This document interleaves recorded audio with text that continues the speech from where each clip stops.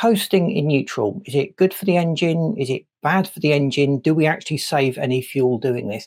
Anytime I put up a video about eco driving, there's a big enthusiastic debate about coasting. In this video, we're going to look at what coasting is. We're going to dispel a few myths about coasting. We're going to think about what is actually going on when we coast the car, the safety implications, and the most fuel efficient driving style that we can adapt.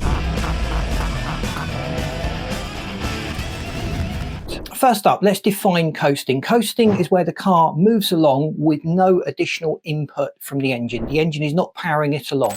Now, the ways you can achieve this is to depress the clutch. If you have a manual transmission, that effectively disengages the engine from the wheels, so the car is freewheeling along.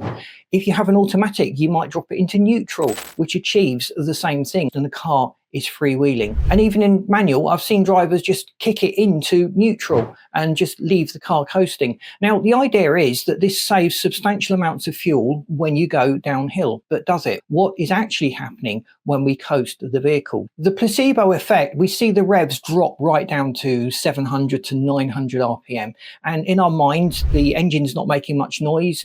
The car is just rolling along in the power of the hill. We feel happy. We feel that is economical. But modern engines use DFCO, deceleration fuel cutoff. As soon as you lift your foot off the throttle, the fuel is cut off. There is no fuel going into the engine. Effectively then, the engine is being pulled along by the momentum of the car. And a lot of people with older cars where the engine braking was really dramatic would complain that that slows the car up too much. And I have to say, there is a bit of a balance here. Some older cars with very heavy engine braking may not be as economical unless you do a little bit of coasting. But most modern cars with electronic fuel injection will not use any fuel at all with your foot off the throttle. And there's various other mechanisms going on to reduce the engine braking effect. I've noticed this on every generation of car that I've purchased. The engine braking becomes less and less dramatic as time goes on. Manufacturers are getting better at eking out all of the momentum they can to get those magical fuel economy figures. When the car's in neutral though, or we're coasting with the clutch down,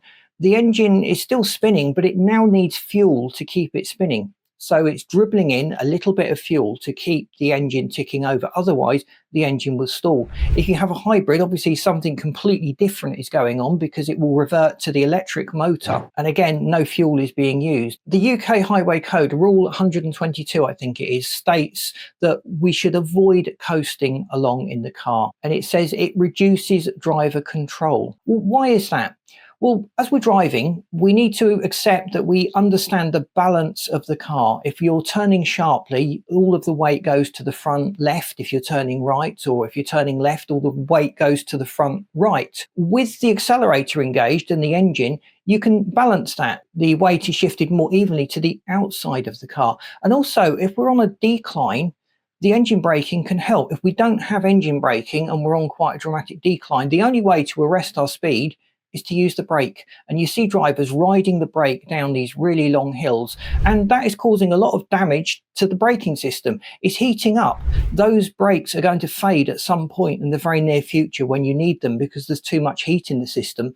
Plus the pads and the friction surfaces will glaze over, they will degrade. The brake fluid itself doesn't like running at extremely high temperatures, and again, that can degrade. Now, a lot of modern cars will actually coast along automatically in neutral. And is that safer? Is that different to doing it manually? Well, it is substantially different because you've now got the computer managing it. It won't allow that to happen if you're on a steep decline and the car is picking up speed. It will re-engage the engine and you will have that little bit of engine braking. Also, if you needed to accelerate suddenly or you started braking, the car will override the neutral setting and kick it back into drive. And it will generally do that very quickly, very precisely. It will match the RPM to the road speed and everything will continue very smoothly. There's no driver in the world that can do this as quickly and effectively as a good automatic transmission. If you want better fuel economy, then just thinking about our use of the throttle, we just need to be gentle with it. Use light throttle inputs. Try and anticipate when you want to slow up and ease off early. Allow the DFCO to do its thing and cut the fuel delivery to the engine while you were slowing up. A lot of drivers will just rush up to a junction accelerating and then brake hard at the end. If you can achieve a period of running with the fuel cut-off facility in a modern engine, you'll make greater fuel savings over the long term. Please let me know in the comments what your thoughts are on coasting, whether you do it. If your car is one of those cars that slow up dramatically as soon as you lift off the throttle,